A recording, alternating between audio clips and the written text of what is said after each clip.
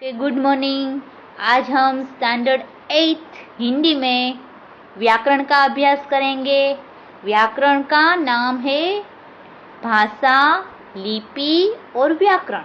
भाषा क्या है, लिपि क्या है जो हम लिखते हैं, और व्याकरण क्या है, तो यह सब हम सीखते हैं। तो ये सब क्या है उसका अभ्यास हम करेंगे। तो मनुष्य समाज का सर्वाधिक महत्वपूर्ण प्राणी है क्योंकि वह बहुत बुद्धिजीवी है। हमें पता है मनुष्य है वो सबसे इंटेलिजेंट व्यक्ति है। पूरी दुनिया में देखो, हम ही सबसे बोल सकते हैं, लिख सकते हैं, चल सकते हैं, किसी को कुछ कह सकते हैं। हम बुद्धिजीवी है। उसे अपनी आवश्यकताओं की पूर्ति के लिए दूसरे मनुष्य से संपर्क में रहने की आवश्यकता होती है। अतः वह अपने मन के भाव व विचारों को दूसरे मनुष्य के सम्मुख प्रकट करता है और इसी प्रकार उनके मन के भाव व विचारों को समझता है। इसके लिए उसे एक साधन की आवश्यकता होती है जिसे हम भाषा कहते हैं। तो इसका मतलब है कि हम मनुष्य है, हमें अपनी जरूरियात पूरी करने के लिए दूसरे मनुष्य के साथ रहना पड़ता है, दूसरे मनुष्य से बातचीत करनी पड़ती है, दूसरे मनुष्य के साथ रहना पड़ता है।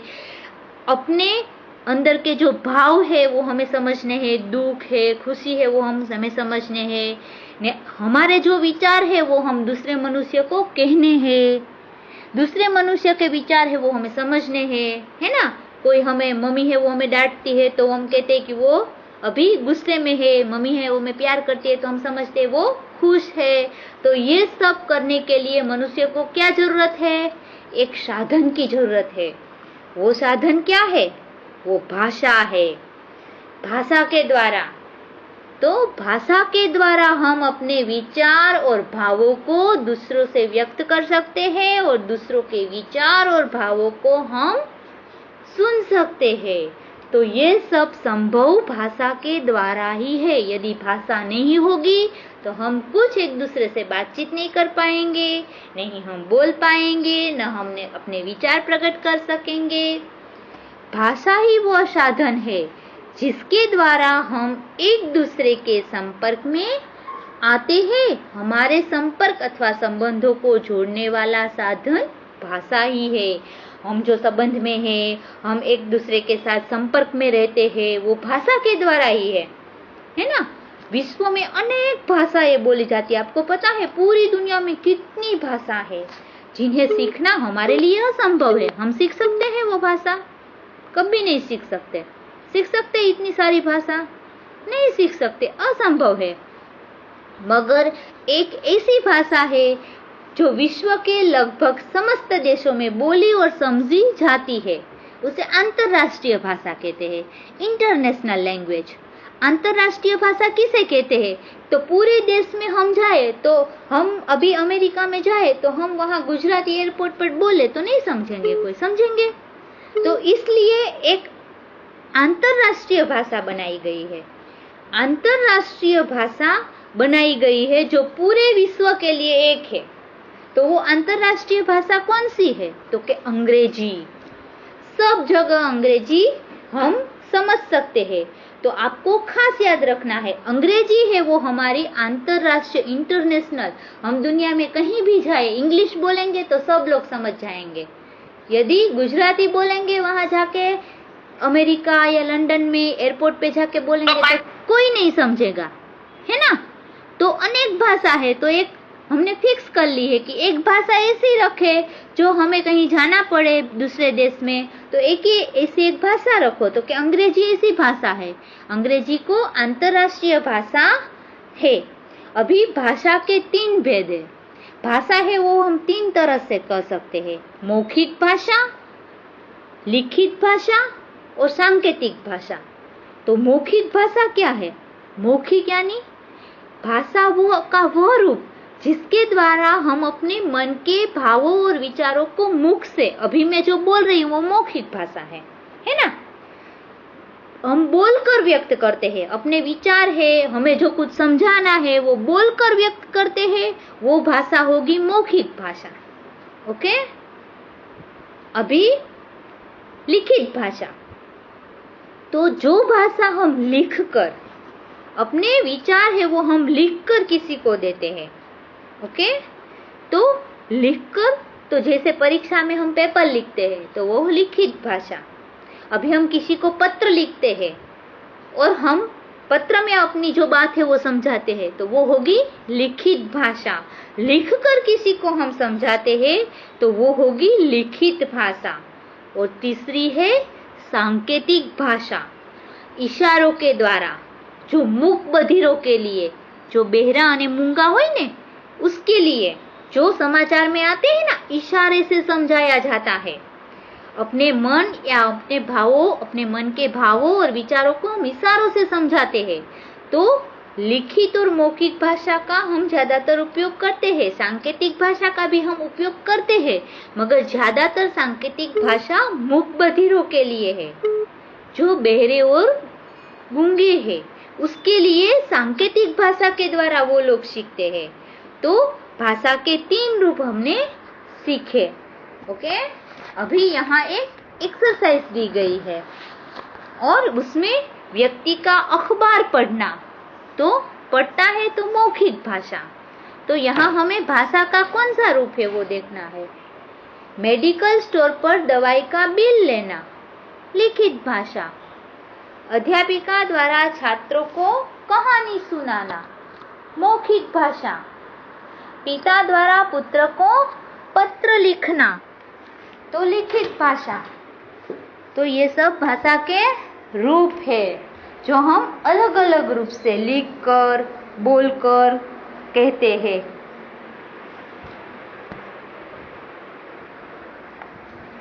तो ये भाषा के अलग अलग रूप के द्वारा हमें समझ में आ जाता है। जो लिखकर हम कहते हैं वो लिखित भाषा, बोलकर कहते हैं वो मौखिक भाषा, और इशारों के द्वारा कहते हैं वो सांकेतिक भाषा। आ गया समझ में? Yes ma'am. सबको? Yes ma'am. ओके, अभी आगे का व्याकरण सीखेंगे। ओके, अभी चालू ही रखना। ये 3 भाषा आपको भी पता था कि ये 3 भाषा है, ऐसे ऐसे हम हमारे भाव विचार व्यक्त कर सकते हैं। ओके, आ गया ना समझ में? तीनों 3 भाषा। और सांकेतिक भाषा ज्यादातर मूक बधिरों के लिए होती है, और अंतरराष्ट्रीय भाषा है वो अंग्रेजी है, हमारी राष्ट्रीय भाषा है वो हिंदी है। ओके, इतना आपको समझ में आ गया। अभी नेक्स्ट, अभी लिपि क्या है? तो लिपि भाषा तो हमने समझ ली, अभी दूसरा है लिपि। लिपि क्या है? तो कि मौखिक भाषा को बोलते समय हमारे मुख से ध्वनियां निकलती है ना, क ख, तो ये सब हम बोलते हैं तो ध्वनि निकलती है। इन ध्वनियों को लिखित रूप देने के लिए कुछ चिन्ह निर्धारित किए जाते हैं। तो जो हम बोलते हैं उसको लिखने के लिए हमने मात्रा है ना, ओ, आ की मात्रा, ओ की मात्रा, ओ की मात्रा, तो ये चिन्ह हमने निर्धारित किए तो अब हम लिख सकते हैं ना। क लिखना है तो पहले निर्धारित किया हो, पहले निश्चित किया होगा कि क को ओ की मात्रा दो, तब वो क को लिखा जाएगा। तो जो हम भाषा बोलते हैं ना उसके कुछ चिन्ह निर्धारित होते हैं, तो इन्हीं चिन्हों की व्यवस्था को हम लिपि कहेंगे। तो अलग अलग भाषा अलग अलग लिपि में लिखी जाती है, अलग अलग लिपि बनाई गई है। जैसे हिंदी भाषा है वो देवनागरी लिपि में लिखी जाती है, संस्कृत भाषा भी देवनागरी में लिखी जाती है, नेपाली भाषा देवनागरी में लिखी जाती है, मराठी भाषा देवनागरी में लिखी जाती है, पंजाबी भाषा है वो गुरुमुखी में लिखी जाती है। देवनागरी में हमारे क ख ग ओ आ ई उ, गुरुमुखी में उसके वो शब्द और उसके चिन्ह होंगे। अंग्रेजी है वो रोमन लिपि में लिखी जाती है, उर्दू है वो अरबी लिपि में लिखी जाती है, उसके अलग अलग क ख ग और वर्ण होंगे। ओके, बांग्ला है वो बांग्ला लिपि में लिखी जाती है, फ्रेंच है वो रोमन लिपि में लिखी जाती है, जर्मन है वो भी रोमन लिपि में, और उर्दू को छोड़कर संसार की सभी भाषाएं बाईं ओर से दाईं ओर को लिखी जाती है। सभी भाषा राइट से लेफ्ट लिखी जाती है, मगर उर्दू ही ऐसी भाषा है जो लेफ्ट से राइट लिखते हैं। બધી ભાષા જમણીથી ડાબી તરફ લખાય, એક ઉર્દू ભાષા જે ડાબેથી જમણી तरफ લખાય. ओके. अभी व्याकरण. व्याकरण क्या है? तो कि व्याकरण वो शास्त्र है. हाँ बोलो बेटा, आ गया समझ में लिपि? Yes ma'am. ओके. अभी व्याकरण समझेंगे. हम व्याकरण सीखते हैं ना, ये व्याकरण ही सीखते हैं. तो कि व्याकरण वो शास्त्र है जिसके द्वारा हम शुद्ध बोलना और लिखना जानते हैं. यदि हमें व्याकरण ही नहीं आएगा तो, व्याकरण सीखेंगे ही नहीं तो हम कुछ शुद्ध बोल भी नहीं सकते हैं, लिख भी नहीं सकते हैं. उदाहरण के लिए. मैडम. हाँ बोलो बेटा. मैडम हिंदी हम लेफ्ट टू राइट नहीं लिखते. नहीं, राइट से लिखते हैं ना. देखो, मार्जिन के पास से चालू होता है.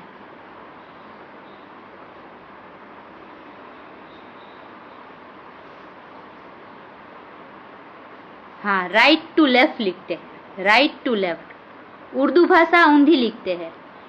उर्दू भाषा जहाँ पेज पूरा होता है ना, लेफ्ट टू राइट आती है. देखो आप पहले लिखना, आप इसे क लिखो, क के बाद ही ख लिखेंगे, है ना. मगर उसमें उर्दू भाषा में जहाँ पेज पूरा होता है ना, वहीं से लिखते हैं. देखो दिखाती हूँ आपको. देखो ये हिंदी हमने लिखना चालू किया, कलम, तो हम ऐसे जाएंगे, है ना. हमारा राइट हैंड ऐसे जाएगा. मगर उर्दू भाषा हमने यहाँ से लिखना चालू किया ना, उर्दू भाषा यहीं से ऐसे लिखी जाती है. वो ऐसे आएंगे, वो इस साइड से जाएंगे. एक वो ही ऐसी भाषा है पूरे वर्ल्ड में, उर्दू ही ऐसी भाषा है. आ गया समझ में? आया अभी? डाउट है? Yes ma'am. आ गया ना समझ में? No ma'am. एक उर्दू ही ऐसी भाषा है जो ऊंधी लिखी जाती है. बाकी दुनिया की सभी भाषाएं राइट साइड ही जाती है. ओके. आ गया ना? डाउट नहीं है ना? Very good. ऐसे डाउट पूछते रहो तो मुझे भी मजा आएगा कि आप सुन रहे हो मुझे. अभी एक उदाहरण देती हूँ. व्याकरण नहीं सीखेंगे तो क्या होगा? यदि हम कहे कि आस्था गीत गा रहा है, तो ये सही है? आस्था गीत गा रहा है, सही है? No ma'am. No ma'am. कैसे पता चला आपको? अच्छा गीत गा रही है. कैसे पता चला?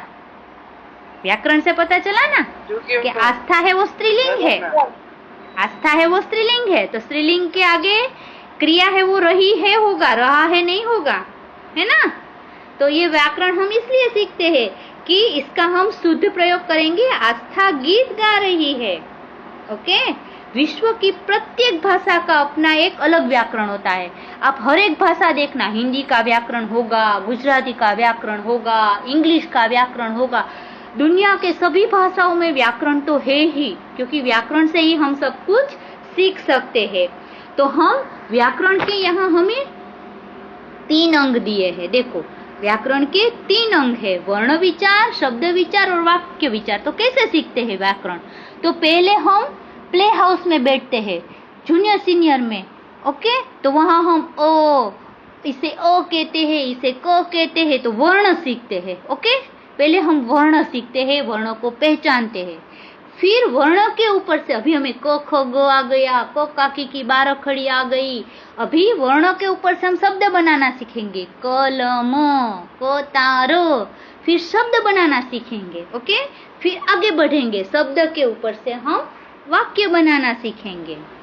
तो व्याकरण से हम शुद्ध भाषा बोलना, लिखना और व्यक्त करना सीख सकते